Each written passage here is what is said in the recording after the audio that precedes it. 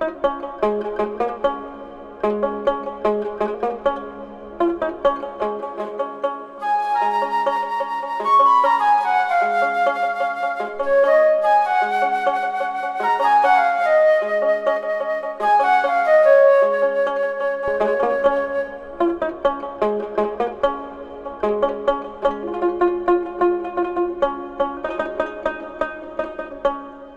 যে ভাইয়া শুনুন,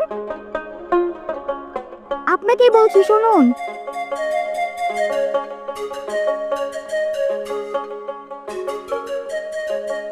আপনি কে?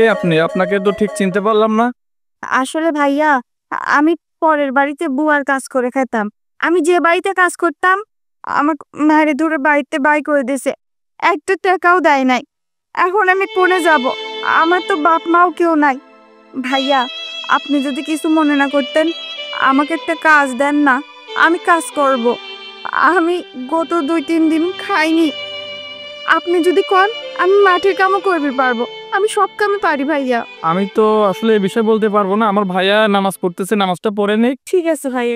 রাসেল ভাইয়া, এই যে একটা মেয়ে আসছে, ওনার নাকি থাকার জায়গা নাই, খাওয়ার জায়গা নাই, কাজ করতে চায় আমাদের মাঠে বাড়িতে। তুমি কি কাজ করবা? ভাইয়া, আমি সব কামে পারি। রান্না বান্না, কাপড় কাচা, ঘর ঝাড় দেওয়া, আবার এই যে আপনার মাঠের কাম, ধানের ভুঁই হাতে নি ধান লাগানি, সবই পারি। ভাইয়া, আপনি যদি আমাকে ফিরিয়ে দেন, আমি কোনে যাব? বিশ্বাস করেন ভাইয়া, আমি 3 দিন ধরে না খাই আছি, শুধু পানি খেয়ে থাকতেছি। আমার যাওয়ার জায়গা নাই ভাইয়া। আচ্ছা, তুই এক কাজ কর, তুই ওখানে সব কাজকর্মগুলো, রান্না বান্নার ঘরগুলো দেখা দে, আমি বাটের কাজ সেরে আসতেছি। যা। আচ্ছা ঠিক আছে। হ্যাঁ, তাহলে এটা রাখবা নাকি? তুই কোদাল আমার কাছে দিয়ে যা। যা যা যা। ঠিক আছে, চলো তুমি।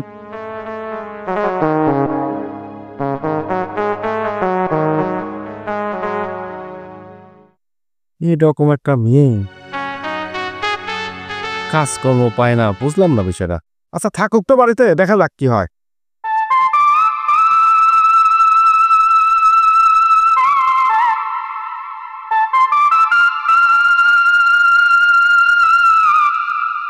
ভাইয়া, এই যে আপনার জন্য ভাত তরকারি নিয়ে এসে খাই নেন। ও আচ্ছা, নিয়ে আসছো, তাহলে খেয়ে নেই।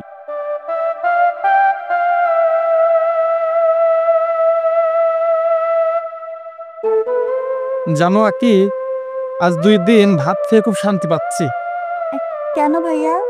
আসলে আমরা 2 ভাই নিজেরা কি রান্না করতাম, কি খাইতাম।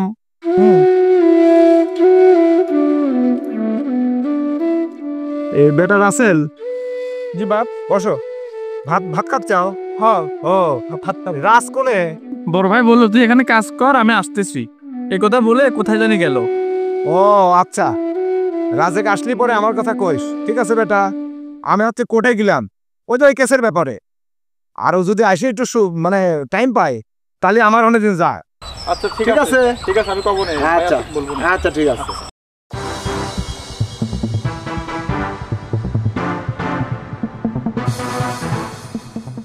আচ্ছা ভাইয়া, এই যে আঙ্কেল যে বললো যে কোর্টে যাবে কোনো এক কেসের বিষয়ে, কিসের কেস এটা?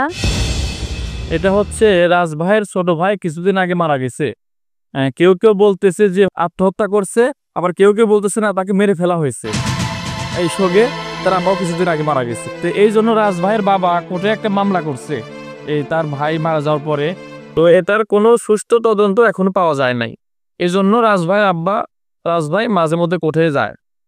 ও আচ্ছা, কিন্তু ভাইয়া এই যে আপনি বলতেছেন না যে রাজ ভাইয়ের ছোট ভাই মারা গেছে, সেটা না বুঝলাম, রাজ ভাইয়ের ছোট ভাই, তাহলে আপনি রাজ ভাইয়ের কে? আমি ওনাদের বাড়িতে আগে কাজ করতাম। রাজ ভাইয়ের ছোট ভাই মারা যাওয়ার পরে উনিরা আমাকে একেবারে রেখে দিছে। বলছে তুমি আর যেও না, তোমাকে আমার ছোট ছেলের মতো দেখা যায়। আমাকে দেখলে নাকি তার ছোট ছেলের কথা ভুলে থাকতে পারে। তাই আমি এখানে ওনাদের বাড়িতে কাজ করি, খাই দাই, নিজের ছেলের মতোই আর কি আমাকে রেখেছে। ও, সেজন্য আপনি হচ্ছে রাজ ভাইয়ের বাবাকে বাবা ডাকেন? জি। আচ্ছা ভাইয়া, একটু কথা জিগাই, এই যে রাজ ভাই, এই মানুষটা কেমন? রাজ ভাই খুব ভালো মানুষ, তবে মাঝে মধ্যে কোথায় জানি যায়। মাঝে সাঝে কোথায় যায়? এটা আমাকেও বলে যায় না, বাবাকেও বলে যায় না। প্রতিদিন? মাঝে মধ্যে কোথায় জানা যায়, আবার হুট করে আবার আসে। ও আচ্ছা, আপনি জানেন না? না, এই বিষয়ে আমি জানি না। আচ্ছা, আপনি রাজ ভাই সম্পর্কে এত জানতে চাচ্ছেন কেন? না না, ও কিছু না ভাইয়া, আসলে ওনাদের বাড়িতে আসলাম, ওনাদের বাড়িতে কাজ করতেছি, তাই গেলাম, কিছু মনে নিয়েন না। আপনি খেয়ে নেন ভাইয়া। ও আচ্ছা আচ্ছা। আসসালামু আলাইকুম। ওয়ালাইকুম আসসালাম। চাচা, কোথায় গেছিলেন?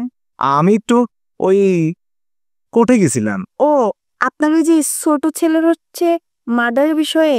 হ্যাঁ হ্যাঁ হ্যাঁ, ওই ছোট ছেলে মার্ডার হওয়ার পর থেকে এই কোর্টে একটু দৌড়িনে লাগে। আচ্ছা চাচা, আপনি কি কাউকে সন্দেহ করেন? না, দেখা যাচ্ছে আপনার ছোট ছেলের কারোর সাথে হয়তো কোনো গন্ডগোল ছিল বা শত্রুতা।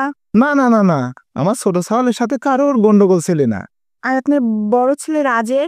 বা তো রাজের সেরকম কোনো বাজে আড্ডা নেই। আমার এই ছোট ছেলেটা মরে যাওয়ার পরে ওর এক বন্ধু ছিল, ও বন্ধুটা বিদেশ চলে গেছে, সেই মেলা দিন পরে আবার দেশে আসে। ওই তার কাছে মাঝে সাঝে একটু যায়, মানে গত 2-1 রাত দেখেছি ওখানে যে থাকেও।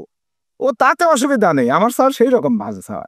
এই মা এসব জিজ্ঞাসা করতেছে ওকে? না না চাচা, আসলে আমি রাসেল ভাইয়ের থেকে সবকিছু শুনছি, তাই জিগাইলাম। চাচা কিছু মনে করেন না। আচ্ছা ঠিক আছে মা। আচ্ছা, আসসালামু আলাইকুম। ওয়ালাইকুম সালাম মা।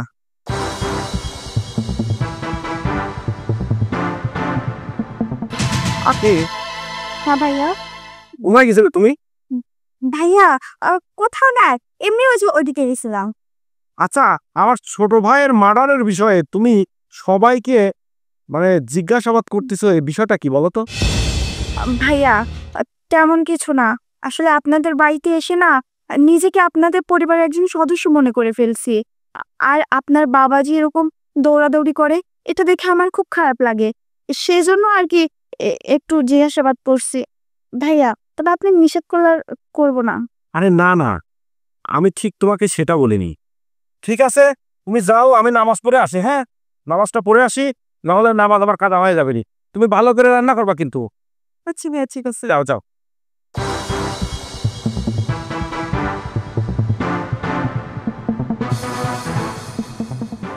ভাইয়া আইসিস?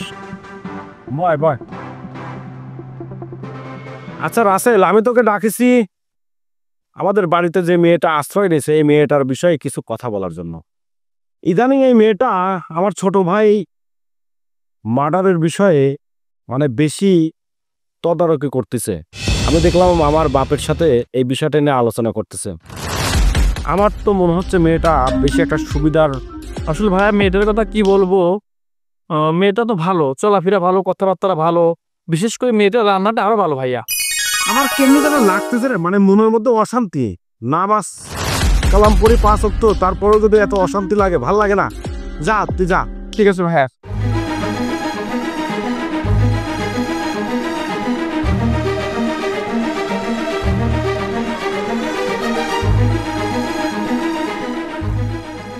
কি ব্যাপার, রাজ ভাই আমার এই নির্জন জায়গায় একা একা কেন রাখলো, বুঝলাম না বিষয়টা।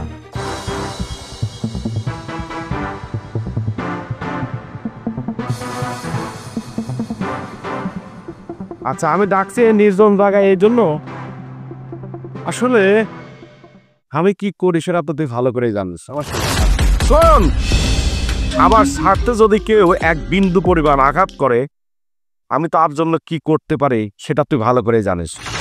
আমার মায়ের পেটের আপন ছোট ভাই, তাকে কিন্তু আমি এই জায়গায় গেড়ে রাখছি এই স্বার্থের জন্য। কারণ আমি চাই না আমার বাপের এই অর্থ সম্পদ নিয়ে ও মাতবাড়ি করুক। তাহলে এই খবরটা কিন্তু একমাত্র তুই আর আমার বন্ধু আলামিন জানে। আমি একটু একটু শুনতে পারলাম তুই নাকি কারো কাছে গল্প করছিস। যদি এই খবরটা কোনো রকম কারো কানে একটু পরিমাণ লিক হয়, তাহলে এই ডান পা দিয়ে ওকে গাড়ছি, এই বাম পার নিচে এই যে জায়গা রাখলাম, এই যে গোল করে দাগ দিলাম, এই দাগের নিচে জায়গাটা হবে তোর। কথাগুলো মন দিয়ে শুনছিস তো? যা, এই দিক দিয়ে সুদা চলে যা।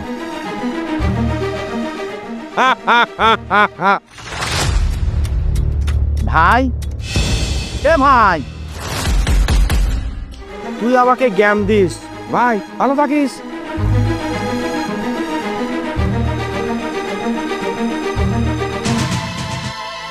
দাঁড়া, কোথায় যাচ্ছিস? হ্যাঁ, একটা মানুষকে এত সহজে খুন করে মাটির নিচে চাপা দিয়ে এভাবে পার পেয়ে যাবে তুই? আখি তুমি? Shut up! আকি কি? হ্যাঁ, তাকে আকি বলছিস তুই? আমার পরিচয় তুই জানিস? আমি হলাম গোয়েন্দা অফিসার। চাচা, আপনি আপনার ছেলের খুনিকে খুঁজতেছিলেন না? এই খুনি আপনার বড় ছেলে নিজে আপনার ছোট ছেলেকে খুন করছে। আর কেন করছে জানেন? আপনার এই যে অর্থ সম্পদ, এইগুলা যাতে দ্বিতীয় ভাগ না হয় সেজন্য। হাসিম সাহেব, ফোনে যে ভিডিও ফুটেজটা আছে সেটা চাচাকে দেখান।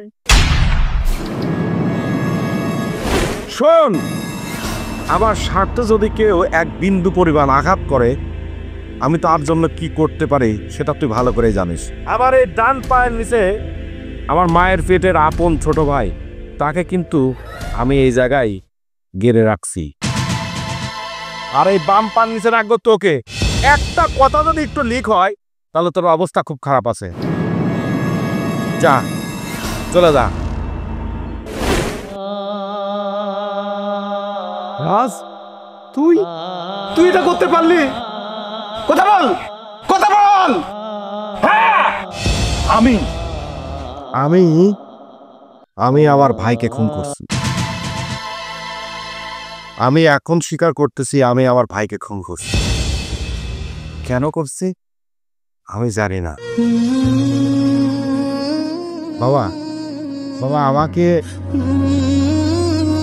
তুমি ক্ষমা করে দাও, আমাকে এদের হাত থেকে বাঁচাও।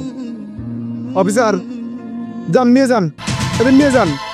ক্ষমা করবে কি করবে না সেটা কোর্টে গিয়ে দেখা যাবে। চল।